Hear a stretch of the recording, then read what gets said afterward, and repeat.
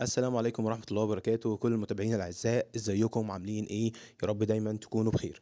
النهاردة هكلمك عن كلمة دارجة، كلمة شائعة، كلمة عامة كلنا بنستخدمها، بس معظمنا بينطقها بالانجليش غلط. يا ترى ايه هي الكلمة دي؟ تابع معايا الفيديو وتعال نشوف ايه هي الكلمة. الكلمة اللي احنا هنستخدمها النهاردة يا جماعة هي كلمة بالعربي الأول هي كلمة كاميرا. معظمنا بيستخدم كلمة كاميرا. طب انطقها كده بالانجليش. اسمع كده. عادي يا مستر، اسمها كاميرا. كاميرا. طبعا النطق ده مش صح. طب ليه يا مستر؟ ما طول عمرنا بنقول عليها كاميرا. لا، انت علشان تنطق كلمة كاميرا بطريقة صحيحة باللغة الإنجليزية، كلمة كاميرا مش هقول عليها كاميرا بالإنجليش، لازم هنشيل منها حرف الإي. يعني ايه يا مستر؟ يعني النطق الصح بتاعها ازاي؟ هقول عليها كاميرا. كاميرا. كاميرا، مش هقول كاميرا. لازم النطق الصح بتاعها كاميرا. كاميرا. كاميرا. كاميرا. لو انت عارف المعلومة دي قبل كده يا ريت تحط لايك، لو مش عارفها اعمل اشتراك ومتابعة عشان يوصل لك كل جديد.